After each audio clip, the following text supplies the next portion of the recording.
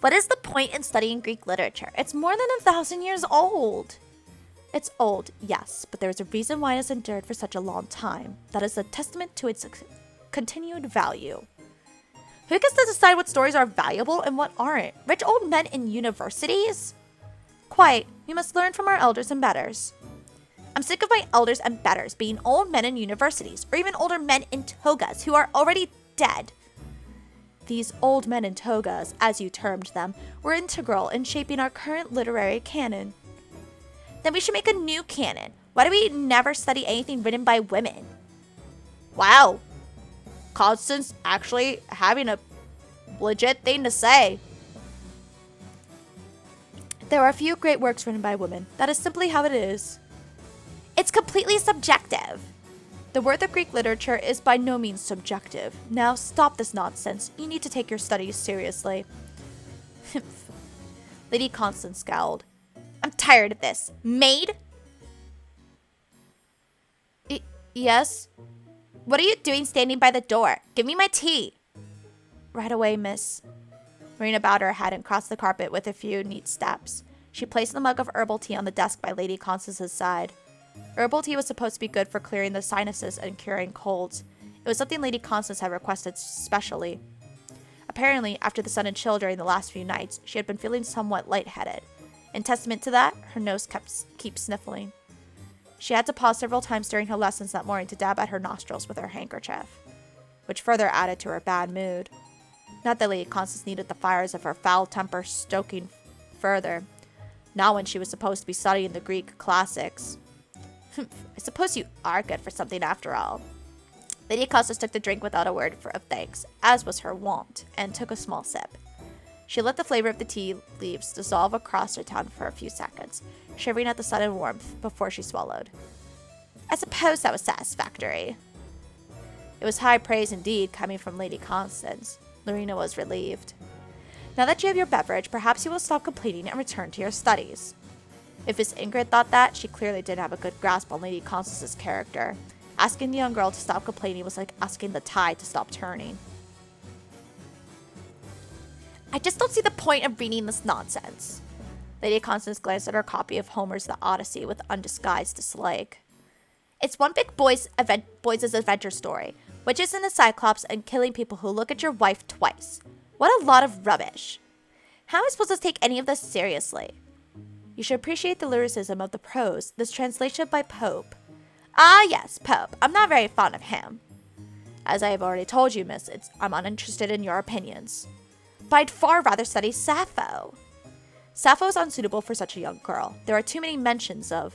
Miss Ingrid's face darkened. Unsavory passions. Oh, I see how it is. It's perfectly acceptable for me to read the Odyssey, where Oedipus lays with every woman he meets, but I can't read Sappho? What's wrong with Sappho?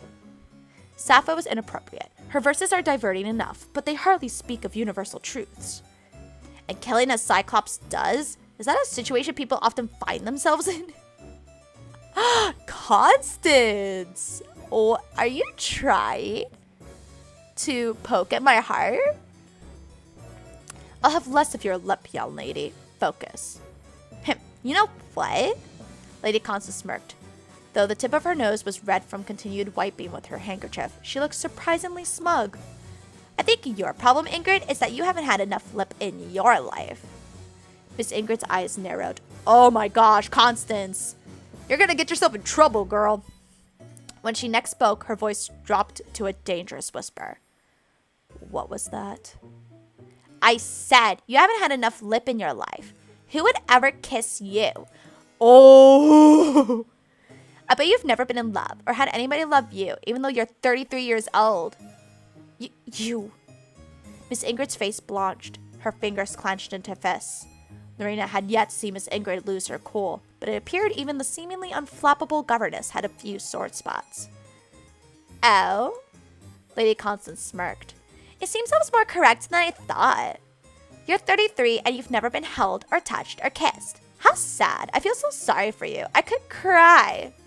That must be why you became a governess. Your daddy couldn't marry you off to a rich man, so you had to work for a living. Well, what else could you do? I don't think any man could fall for you. You have a nose like a beak, and your lips are that of an old woman's. You don't know how to dress to flatter yourself. But that's probably because you have no imagination whatsoever. You don't let me play the piano as much as I ought, and you refuse to let me read Sappho. What kind of bland, boring woman can't appreciate Sappho? I'm only 12, but I'll probably receive my first kiss long before you ever will. That is quite enough. With the sudden exclamation, Miss Ingrid slammed her palms against the table. The volume of Homer's The Odyssey jumped. So, too, did Lady Constance's cup of herbal tea. Some of the light brown liquid spilled over the rim of the cup. A small stain of sweet-smelling tea began to form on the open pages of Homer's great epic. But Miss Ingrid, in an uncharacteristic peak of frenzy, didn't even realize. You are only a child. You have no right to talk to me like that. Lady Constance remained unmoved. She looked at Miss Ingrid, her eyes large and unblinking. It only hurts because it's true. Isn't that right? How could you? Very easily. My father owns land, and my great-great-grandfather was the Earl of Wessex. My family is a noble one with a long history, dating back to the reign of Edward III. Oh my, how could such a noble family procure such a miserable spinster like yourself? They really have declined over the years. Miss Ingrid's face darkened. I'm not getting paid nearly enough to deal with your antics. Then leave. Nothing's stopping you. I don't see why I should be inflicted with your company because no man will marry you. Ice cold. Oh, I forgot to read something. I was just so in awe of this little girl's sass. Just pure, unadulterated sass. Miss Ingrid inhaled deeply. Her chest rose and fell. Then, with a sudden exclamation, the rumors were right. You really are unteachable. She stormed out of the drawing room. Wow, I thought this governess was gonna stick around, but dang. Even she lost. That was a lot easier than I thought it would be. Lady Constance ran a hand through her blonde hair and flipped a few loose strands behind her right shoulder. With a thin smile, she picked up her cup of tea once more and brought it to her lips. Man, that girl don't mess around.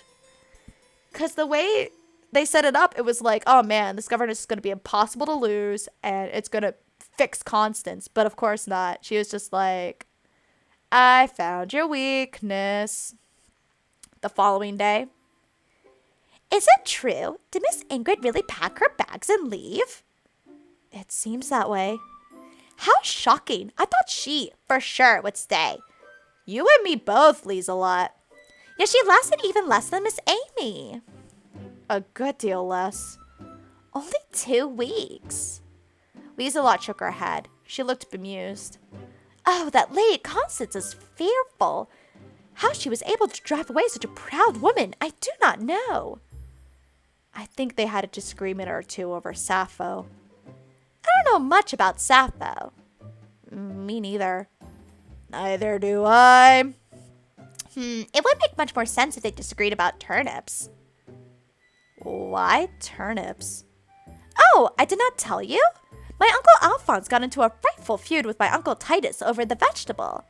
My Uncle Alphonse gave my Uncle Titus a crop of turnips from his farm as a gift because my Aunt Joanna was to have a baby, but the turnips had been inflicted with the blight. They were quite inedible, and when Aunt Joanna had some of the turnips, she was sick for weeks. I see.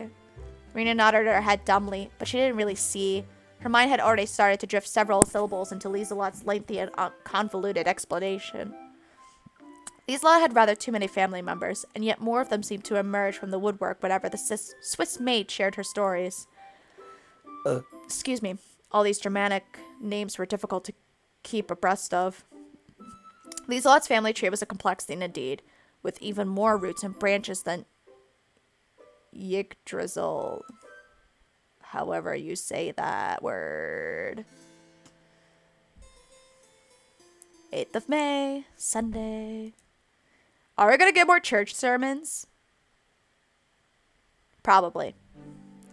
Lorina made her way to the post office when the Sunday... Oh, we're not getting church sermons this time.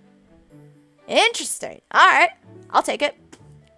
Lorina made her way to the post office when the Sunday service finished that week. She collected a letter from her mother in a haze, crumpling it in her hand. She was afraid of opening it. She couldn't remember what she had written in her previous letter, but her relationship with Tawa had progressed even further since then. What was she to do? Was there anything she could do? Would God ever forgive her? She'd already forgiven herself, but... Hey, watch where you're going, you cretin. Oh.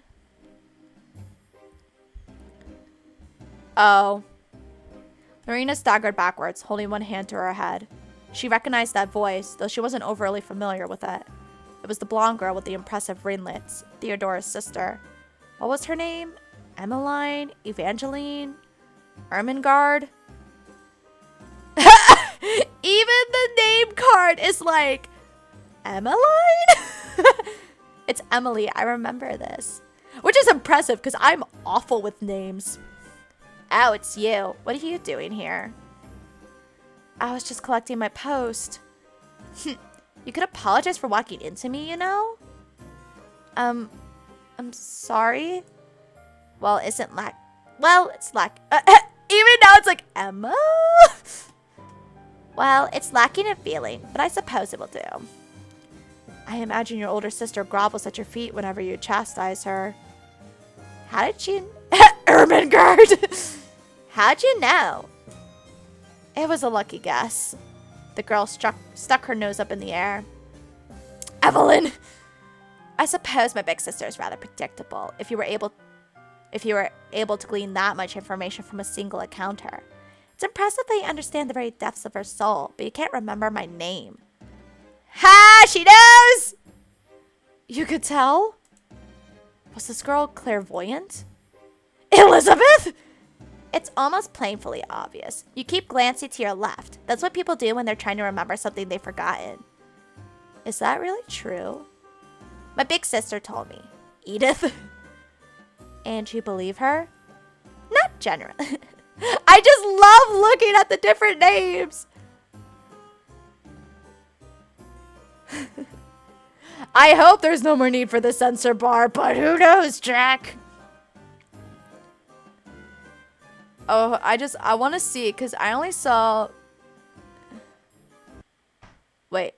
Okay. Oh, no, it won't let me... Are you kidding? I just wanted to see all the different names. Emmeline. Evangeline. Emma. Ermengarde. Evelyn. Elizabeth. Edith. Ellen. Emily! Ah! So we went through 8 different names. Not generally, but she can be quite perceptive. She has good eyes. I suppose one would need good eyes to repair violins. Quite. So, my name. It's Emily. Emily. Yes, Emily. Don't forget it again, or I won't forgive you. I love how we went through like 8 different E names before we finally got to Emily. That's hilarious. I'm loving this game more. Alright, I won't. I promise. If I ever forget Lady Constance's name like that, I'd be strung up in a gibbet. Lorina had meant to mumble that remark under her breath, but Emily still heard her. The blonde girl frowned. Constance? Not the awful offspring of the Leonard family. You know Lady Constance? Of course I know Constance. Everybody around here does. The sour-faced, ill-tempered little brat is quite famous. I gather you don't care for her, then? I care for her about as much as I care for Zanzibar and its forests and its scarlet fever. Lady Constance isn't as bad as all that. Though, seeing how she treated Miss Ingrid, Lorina wasn't sure. Emily raised a brow and Lorina paused, reconsidering. Well, I suppose she is quite bad, but she probably isn't as dangerous as scarlet fever. I'm just trying to warn you. Constance has never been able to get rid of Tawa for all her trying, which makes her rather vindictive towards the other maids. I think she's trying to assert her authority. What do you mean she wants to get rid of Tawa? Oh? Did you not know? No. From what I've gathered, Constance has always hated Tawa. She's been trying to get Tawa fired since she was old enough to talk, with limited success.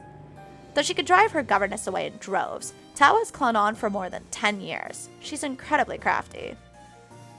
Governesses? Lorina frowned. Do you know about Miss Ingrid? It's not just me. Everybody in Ellesmere knows about Miss Ingrid. And Miss Amy, and Miss Lillian, and Miss Catherine, and Miss Penelope, and Miss Adrian.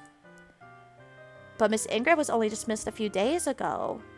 Maybe so, but it's painfully obvious when yet another governess is drummed out of Bly in disgrace. They stopped showing up at St. Mary's every Sunday, you see. Ah, I see. Lady Constance's foul temper was mostly kept in check when she ventured beyond the walls of Bly, but the consequences of her actions were immediately apparent to those in the nearby village. Idly, Lorina wondered if the congregation of St. Mary's placed bets on how long Lady Constance's governesses would last. Then again, maybe not. Gambling wasn't very Christian. Ellesmere is a small village, and people like gossiping. There's little else to gossip about around here, save Constance's new governesses. And Tawa, of course.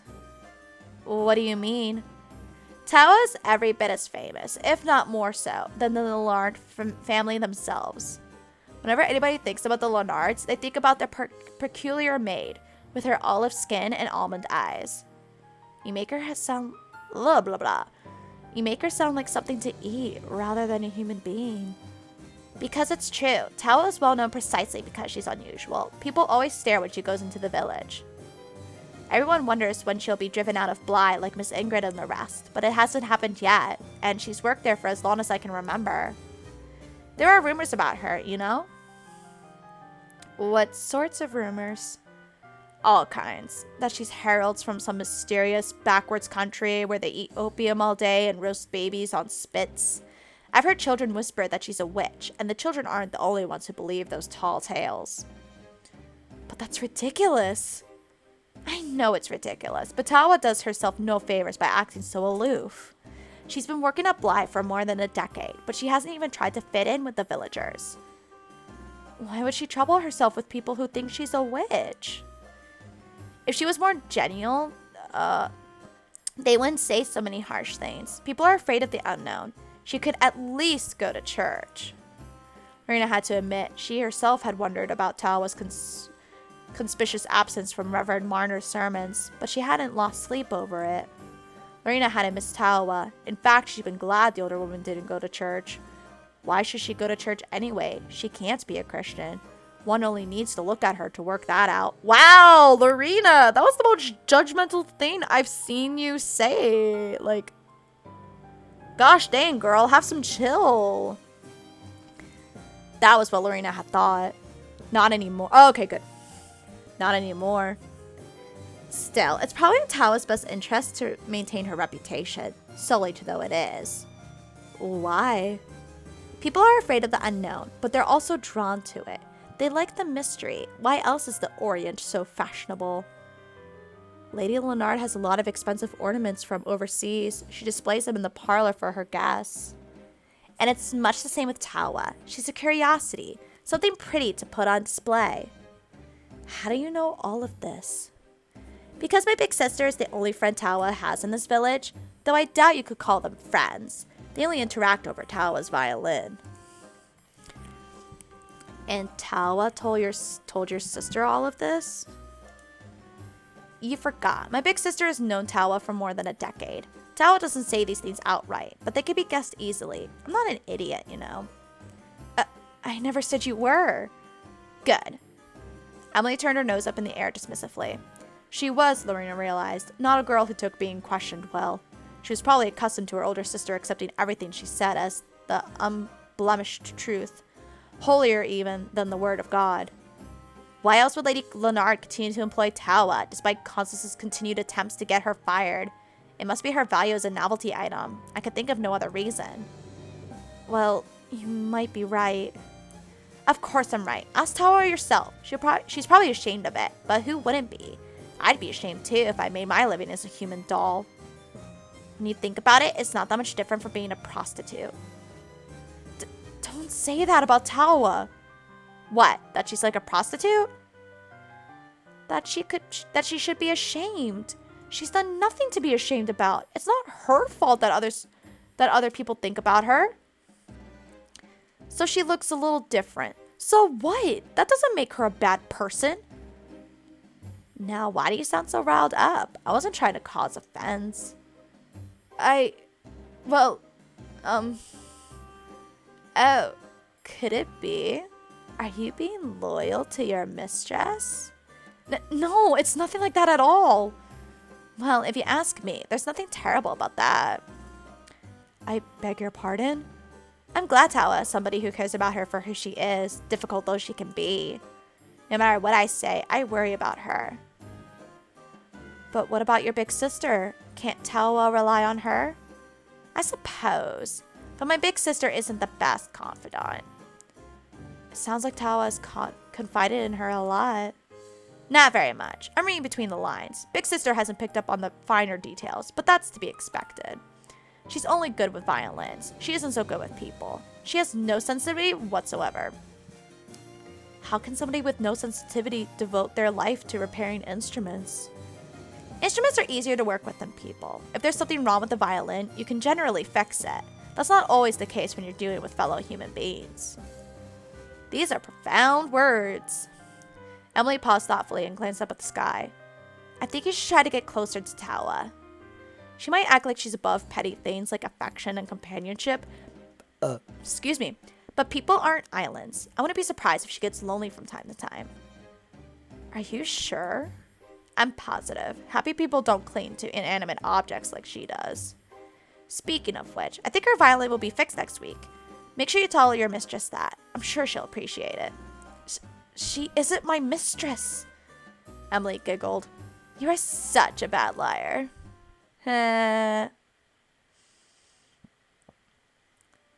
Oh, you have news about my violin? Yes, I happened to run into Emily in the village, and she said it would be finished next week. Well, that is wonderful news. Tawa smiled, and Lorina found herself smiling alongside her. It was hard for Lorina not to share in Tawa's happiness, though, naturally, the violin meant a good deal less to her. Lorina was sitting on the edge of Tawa's bed like she so oft did. The older woman, meanwhile, was examining her own reflection in the mirror by her bedside. Lorina observed her silently for a few moments before she broached the question. What are you doing? Just checking. What? Is your hair starting to turn gray? Oh, you are cruel. I was actually thinking that I should tidy myself up, my rude little Lori. My hair looks like a bird's nest. It looks fine to me. I've had a busy day. Some loose strands have started to escape at the back. If you're really that tired, maybe you should get some rest instead? I couldn't possibly. Why not? Because I'm spending time with you. Ah! Lorina blushed shyly and looked down at her shoes. Don't be foolish. I don't care what you look like. You would say that, my little Lori. You don't take proper care of your own hair either. What precisely is wrong with my hair? There's nothing wrong with it per se, but it is rather unruly. Well, excuse me. You know, I've wondered this for a while, my little Lori. But why is your hair so short? Lorina pinched a strand of her hair between her thumb and forefinger and gave it a squeeze. Is it a problem? Not in the slightest. But you have to admit, it's quite an unusual style for a young lady. Effie's hair is shorter. And she is the most unusual maid I have ever met. And Pauline's. Remember, my little Lori, I did specify young. Ha! A small smile captured Lorina's lips. Her eyes crinkled at the corners. Funnily enough, I've read that right. Funnily enough, talking to Tawa as of late always cheered her up, particularly when they were bad-mouthing Pauline. Still, talking about her hair was a rather sensitive subject. It dredged up memories Lorina didn't want to recall. She hung her head. A small sigh escaped from her lips. I've had long hair ever since my childhood. I just felt like changing it. Really? Tawa looked at Lorina in askance. Her bright green eyes were glittering, probing. Is that all? Lorina nodded. Truly. Honestly. But that was a lie. And for once, Lorina almost wanted to talk about it. Almost. She'd spoken to precious few people about the incident other than her own family. They'd been supportive of her in their own ways. Even Mary, who had chastised Lorina for not taking advantage of the situation. Ugh, gross. Lorina had forgiven Mary, though. She was just a silly young girl. The Pickerings, however, hadn't been nearly as understanding. They had offered Lorina no support or sympathy. Instead, they had scolded her and labeled her as an opportunistic strumpet. But that wasn't true. At least, Lorina didn't think it was true. That wasn't how she saw it. But what about Tawa? What is it, Lori? Do you have something you want to share with me? I was thinking, this is a hypothetical scenario. You understand? Ah, yes. What ifs. Beloved by all, from businessmen investing in the stock market to young children with grand dreams of being princes and princesses. I'm rather fond of them myself. What kind of things of what if... Wait. What kind of... What? I can't read anymore. What kind of things do you what if about? Strangulating Lady Constance, mostly. How terrible. I jest. Partially. So, what manner of things are you what if-ing about, my little Lori? Well, say, for instance, there was a man.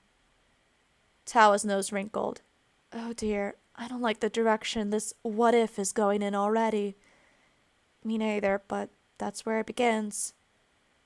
Then we could begin there if we must. Thank you. He was a wealthy man, a noble. His parents owned an estate much like Bly, and he was to inherit it. His parents were keen for him to marry a noble woman so they could have noble children, as you do. As is life. But then, the family employed a new maid. Just a regular housemaid. She wasn't very important, really. There was nothing special about her. Everything about her was average. I'm sure she wasn't so very average. She was. She was plain and unremarkable in absolutely every way. But she didn't mind that. She would have preferred if she could have worked silently, out of sight and out of mind, like all good maids should. But he had different ideas. Oh, Lori. He was fond of the maid for some reason. Overly fond, in fact. Maybe it was because she was young and naive and easy to manipulate, but he would often interrupt her while she was at work and instigate conversation. At first, she didn't mind. In fact, was somewhat flattered by the attention he lavished upon her. But over time, he said that my hair was pretty. Can you believe that? Such a ridiculous line. It's only hair. Everyone has hair. Joe the gardener doesn't. Well, no, but I wish he hadn't paid me such compliments. I wish he'd just let me alone. Why couldn't he have let me alone? Lori, he didn't do anything ungentlemanly, did he? Oh, things didn't escalate that far. He started to make me feel uncomfortable, so I tried to avoid being alone with him. Sometimes it worked, other times it didn't. And when it didn't, he would say things when he saw me, all kinds of things. He tried to touch me, but I would back away. He thought I was teasing and took it to be some kind of game. He thought my reluctance was amusing. At first. Then he grew angry. What did you do? I slapped him and ran away. Tawa whistled under her breath. Impressive. I would expect no less from my feisty little Lori. You do have quite the temper. There was more to it than that. I was angry, yes, but I was also scared. I never asked for his attention. I never wanted his affection. Mary scolded me for wasting an opportunity. She said I should have coerced him into buying me some expensive gifts at least. But she wasn't the one who had to deal with him. I was. Mary? My little sister. She's 14. She sounds rather opportunistic. She'll probably be quite formidable when she gets older. She will if she ends up with a figure like yours. Hey! Lorina spluttered indignantly. I'm trying to have a serious conversation. I know. I'm sorry. I'm just trying to diffuse the tension. Well, I suppose it did work in a way. Good. You don't feel sad anymore, do you? I'm not sad, but I don't know. I don't like thinking about it. A sigh. After slapping one of my employers and making his nose bleed to boot, I was no longer welcome at Hartwell. I was turned out in disgrace, in fact. If I'd kept quiet and allowed him to continue with his flirtations, as he called them, perhaps I'd still be there now, but I don't think it would have been worth it. I don't want to be subjugated like that. Yeah, subjugated like that again. But nobody saw it from my perspective.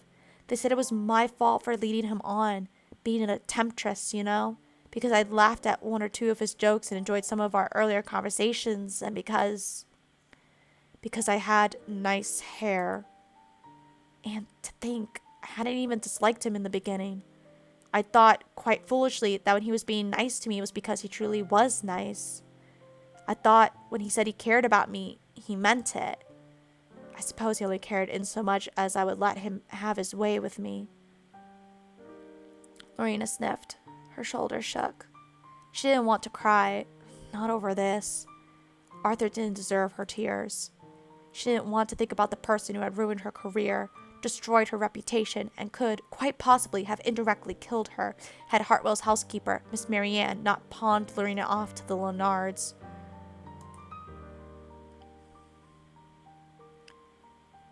It will be all right. Miss Wall might have had a rather difficult time in Hartwell, but she's a hard worker and she does her best. I'm sure it'll be fine. After all, you don't have any younger sons of your own. In Bly, there were no gentlemen for Lorina to unwittingly seduce with her tempting and highly suggestive hair. Oh, Lori. My little Lori. With a sniffle, Lorina let her head rest against Tawa's shoulder. Tawa held her obligingly. Her eyes were soft and gentle. If it's any consolation, I wouldn't blame the maid in your story for what happened. She committed no crime, other than, perhaps, being criminally adorable. Adorable? Indeed, I have no idea who this maid is, but I'm sure she's very beautiful, even after she cut off her own hair. Tawa smiled, coiling a strand of Lorina's fair brown hair about her fingers. Quite inexpertly, I might add. The ends are all uneven. Well, excuse me, I've never claimed to be a professional hairdresser. Well, fortunately for you, I have rather skilled fingers. And what does that mean? It means, if I may be so bold, I would rather like to tend to your hair for you, my little Lori. I feel like you don't care for it as much as you should. Well, all right. If you want to play with my hair, I have no objections. Good. Tawa giggled and pressed a kiss against the side of Lorina's cheek. I do love spoiling my pets. I was like, are they about to cut to a super unsafe CG art again? But no, we're good.